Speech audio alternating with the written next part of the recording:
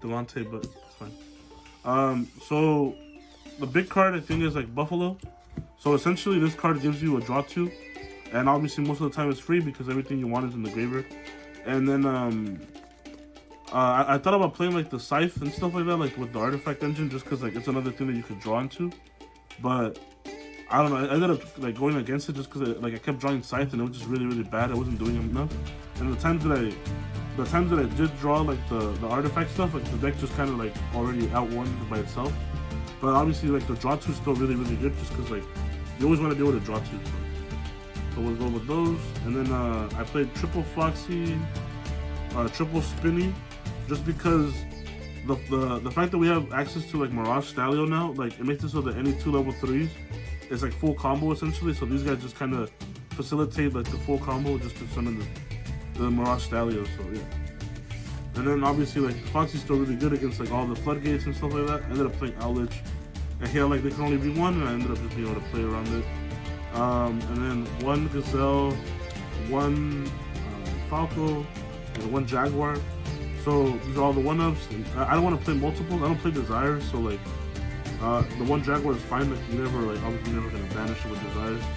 So it was just literally just that. And then Gazelle, no explanation needed. And then I ended up playing the Parallel Exceed along with the Formud Skipper, or I don't even know his name. Yeah, Formud Skipper. So essentially, this guy obviously gets you access to this. It's another name, but then obviously this guy, the fact that you can copy the name is ridiculous because it lets you do a lot of things. So there was games where I would just search this out and then obviously like make my play with Cynet Mining. And then the Parallel Exceed, it makes it so that it's an easy way to just OTK your opponent out of nowhere while not applying pressure, and like to the point where like you're able to make like your access code and everything to push for OTK. They have to Nibiru you, and then obviously you still have all the salad cards to play with. And then obviously making Dweller against most decks is just like auto game. And then I play 1 of the Cyberse, the C. So this guy was like kind of weird for me just because I never really used him and I was sided out a lot. But in theory it was pretty good just because there's another level 3 that just recurs itself. But the thing is, I never really wanted to make Miragestallio as much just because like the fact that he cuts you off from like everything besides fire was kind of bad. So yeah, but he's still there just in case you brick or something and you want to have access to like another level 3. And then I played this. So I played the DP package. Yes, like I'm sorry, the deck's gonna be expensive for that reason. You don't have to play it. Like honestly, there were so many games where I just didn't do this because it makes it so that unless you draw the nuts, like a lot of your hands, like you can make Verte, but then it cuts you off from like being able to like search your counter trap or being able to do normal salad stuff. So it was just here in case I literally had nothing. Then just summoning DP was fine. Because drawing these cards it was just terrible. Which is why I played more than 40. I just didn't want to draw these. In hindsight, it was good when I bricked, but it made my good hands worse, essentially. And then like just having one of these was just bad. Like I would rather have anything else instead of these. So it makes it so that I don't know. It just made it weird to play because like obviously making Verte and stuff like that, like it's just not like it's not something you want to do. And the thing is, you want to have access to all your salad stuff. And then I did play a bunch of hand traps. So I played 3 Ashes, 3 Imperm, 2 Ghost Ogre, 2 Lancea. How could I forget? So 3 Nibiru as well. So I played like a lot of hand traps. It was 13. I wanted to always open multiples of each. And obviously like the two ofs, like they're just kind of like they're there for different matches. Obviously this is for the Brave. This is for pretty much anything for the most part, but they're just not as great as like the rest of them. Like Nibiru is probably the best one. You put Nibiru plus an Imperm, you're gonna win anything. And then obviously Ash is just like the most generic, but it's recurable. You're gonna keep adding it back to your hand over and over again, which is why I played it. If not, I would have probably played 2. But the fact that you have constant access to it is just the reason. And then obviously like these 2 being level 3s like matters a lot. So I played 3 Cynet Minings, 2 Salamangreat Circles. I mean, it came back to 2, so I had to play 2. 2 Will. It plays around Nibiru. It's like essentially like the way to just play around Nibiru. So just like I said, just play around Nibiru. The 1 field spell, I didn't have access to a common, so I played this hollow one and I drew it every game. And it's like obviously the worst card to draw, but I drew it every game. 2 Fusion Destinies, One Called By, it's like the only card you play to like actually do something. One Rage, and then one Roar. So essentially, I thought I would play multiple of these just to make the deck bigger, but they would just break a lot, and like obviously having access to like easier way to get to Gazelle, like you just want to play one of each. The main deck I think was perfect, honestly. The only thing is maybe cut the DPE package. It made the deck definitely a lot stronger, but it also made it a little bit weirder. Like the hands were a little more cloggy and they were clunky.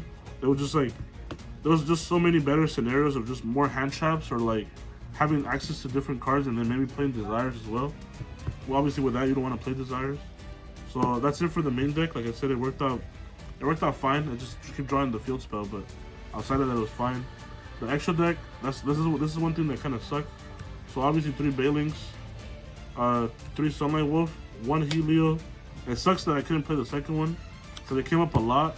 And then like doing the making their monster 0, like I missed it so much. Like I would have been able to win other games, but the thing is most of the time like you literally just summon this, get rid of a back row, and then make this into access code.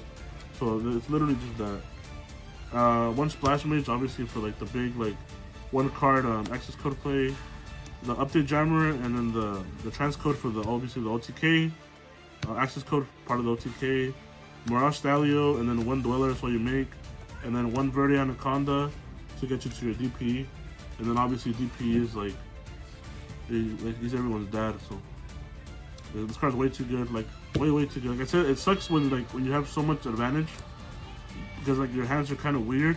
I kind of wanted to play Dagda, but then that completely cuts you off from like all Salamangreat cards because like you would have to have so much like obviously a lot of cards, but not just that, but you wouldn't be able to like access to the salad stuff.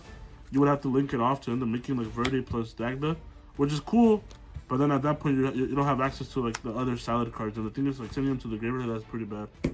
But I guess like playing this was fine. Like I think it was fine. It just like I said made the deck a little weird. As far as the side deck, I think that I would kind of like contribute a lot to my side deck. I definitely helped out. So I played obviously the 3 Gammas when you go first. This is probably the best hand trap, but you don't want to play it when you go when you go second. Sorry, you don't want to play this when you go first, just because like it's just a bad draw. Obviously, like especially if this deck wants to top deck, like, and then outside of turn 1, I just don't see it being that good. It stops like people trying to kill your Cynet Mining, but besides that, it's pretty bad. Obviously, like you're gonna summon something, all your cards need to be able to summon. So, Token Collector. This card won me every single Sword Soul matchup, and then what's it called? If you play against like the Eldritch deck, the token one, like you auto win with Token Collector. This card is ridiculous. You can just send it to the graveyard. Like once you have access to it, like yeah, it's just in there, so you can be getting it back. 1 Regeki. I just didn't know what else to put in. I wanted a card that could kill the Flunder board, so it's that. 1 Harpies. Obviously this card's nuts. 3 Dimension Ground, it banishes everything. 2 Evenly Matched. I should have probably played a 3rd Evenly Matched over the Regeki, but I wanted a card that actually, I wanted a Regeki because it actually clears the board, whereas this, they'll still leave something behind. They'll leave like the statue or something, and it'll still be hella annoying. So just 2, and then the Red Reboot. I think Red Reboot is probably the best card in the deck. It's just like you auto win every single Eldritch matchup because they don't play hand traps. So you literally just Red Reboot them and you win. Like literally, like, it's super easy. And yeah, I mean besides that, so the deck worked out perfectly and like I had no issues with it. The loss, like I said, it was super bad. I drew like double parallel exceed the field spell.